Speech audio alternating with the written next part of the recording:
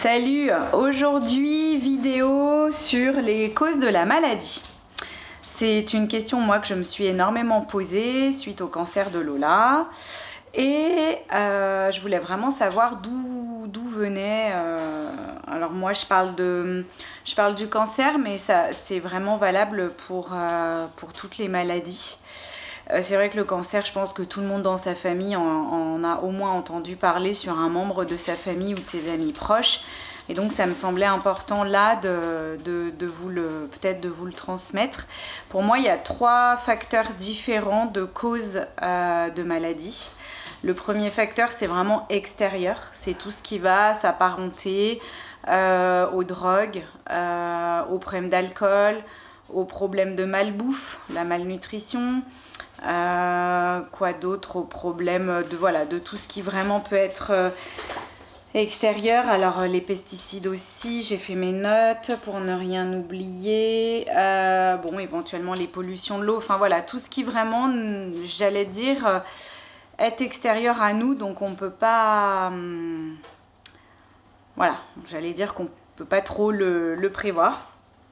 La deuxième cause qui pour moi est vraiment une des plus importantes et une des plus valables et une des plus présentes, c'est la somatisation, donc tout ce qui est émotion.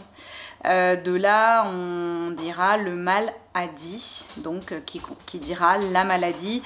Je le mets souvent dans mes posts. Notre corps nous parle tout le temps.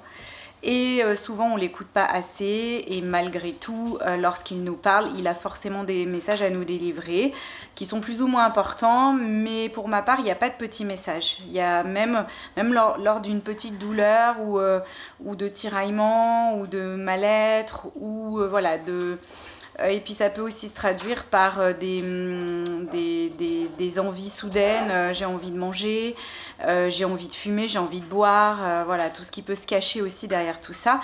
Donc ça, j'appelle ça la somatisation et donc le maladie. Ça, pour moi, c'est vraiment le facteur le plus important. Ça va reprendre quoi? Ça va reprendre un traumatisme de la vie. Est-ce que tu as eu un trauma lié alors je reprends, blessure d'abandon, des phobies, blessure de trahison, donc chaque blessure en fait, les grosses blessures, les 5 blessures de l'âme. Est-ce que tu es très très stressé? Enfin voilà, ça va reprendre d'abord ça. Ensuite ça va reprendre éventuellement du transgénérationnel. Donc ça, c'est quelque chose de différent. Alors par exemple, les schémas à répétition, tu vois, tout ce genre, de mère en fille, de fille en mère, ou tout ce qui se transmet en fait vraiment de génération en génération. Il y a des familles dans lesquelles on le voit vraiment. Après, ça peut aussi venir d'une vie antérieure, donc ça c'est encore autre chose. Voilà, donc la somatisation, ça reprend quand même tous ces points-là. Et le troisième point, donc de cause de la maladie, c'est ton contrat d'âme en fait. Ça veut dire quoi? Ça veut dire qu'on a tous un contrat d'âme, que nous avons décidé avant de nous incarner d'arriver tel jour, telle heure, et d'en repartir tel jour, telle heure, et ça c'est prévu, c'est écrit, donc si tu veux, voilà, c'est quelque chose qui est acté, et dont nous avons été d'accord d'ailleurs, sinon nous ne serions pas là, et pour moi, ça en fait partie. Voilà, je pense que ça... Bon, il y a encore plein d'autres choses qui peuvent s'expliquer dans les 3 points que je te cite. Il peut y avoir encore plein de petites sous-familles, mais voilà, en gros, parce que la question, c'est souvent, comment je suis pas mal de personnes qui ont le cancer. Je m'occupe d'elles, et la question, c'est comment j'ai pu attraper ça. Et en effet, voilà, on va aller rechercher, tiens, est-ce que c'est plutôt dans telle dimension, telle dimension. Tout ce que je peux vous dire, c'est que on a vu des guérisons spontanées, vraiment, de cancer et d'autres maladies, lorsque vraiment le maladie avait été délogé. Donc ça s'apparente à l'émotionnel, donc à tout ce qui est fausses croyances, croyances erronées et tout ce qui s'ensuit. Et oui, il y a eu des tas et des tas de guérisons spontanées liées à ça et ça me semble juste incroyable. Voilà, on est vraiment capable, nous humains, de nous guérir. On a la capacité de nous auto-guérir, de nous guérir, c'est clair. Mais on a aussi la capacité de se détruire. Et parfois, bah voilà, la maladie est là, mais en fait, on est OK avec ça, on se détruit nous-mêmes. Alors, bien sûr, tout le monde me dira, mais non, n'importe quoi, j'ai pas choisi d'être malade, j'ai pas choisi d'avoir cette maladie, j'ai pas choisi d'avoir un cancer. Mais finalement, bah, pose-toi bien les bonnes questions. Alors là, il te faudra sûrement l'aide d'un thérapeute parce que ton mental, il va te dire, mais non, c'est n'importe quoi. Mais voilà, la maladie, si tu veux, c'est un tremplin dans ta vie. Donc, soit justement, tu sautes sur ce tremplin et tu passes à autre chose et tu comprends ce qui va pas, ce que tu n'arrives pas, soit au contraire, bah tu le sautes pas et c'est comme ça. Mais après, c'est propre à chacun. Je suis pas là dans le guérir tout le monde ou dans le jugement. Toi, t'es comme ci, toi, t'es comme ça.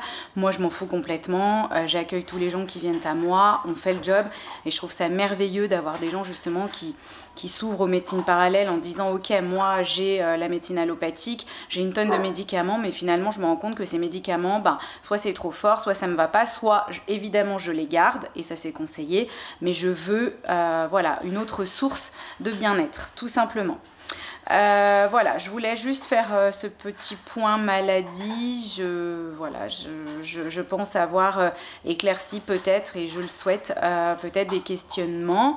Encore une fois, ceci n'engage que moi. C'est avec les années de recherche, d'expérience dans mes soins, dans mes guidances, dans mes apprentissages, que j'ai pu en définir un peu cette approche-là.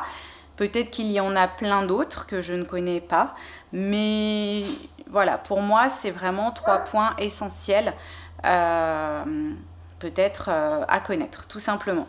Sur ce, prends bien soin de toi, prends soin de ton corps, prends soin de ton esprit, prends soin de ton âme. Et pour cela, bah écoute, privilégie une vie la plus saine possible, mange équilibré. Alors, entre parenthèses, sur la nourriture, j'en reviens à un coach sportif que j'ai écouté dernièrement en vidéo et j'ai adoré, qui dit tout ce que tu manges, finalement, tu l'es. Voulant dire, tu manges mal, bah t'es mal. Tu manges bien, t'es bien. Et en fait, je me dis, c'est top. C'est top. Donc, plus tu manges bien, mieux tu es. Évidemment, plus tu dors bien, mieux tu es. Fais un peu de sport, bouge. Peut-être arrêtons de s'empâter sur le canapé ou autre. Voilà. Bref, c'est des petits conseils que je te donne de ma vie à moi, de tous les jours. Et qui fonctionne plutôt bien parce que la pêche, parce que même en prenant un peu d'âge, eh ben, je me sens super bien. Voilà, c'est des choses que je mets en place aussi pour ma famille, pour mes enfants, pour mon mari, et ça fonctionne aussi. Donc, je vous dis à bientôt. Bye bye bye.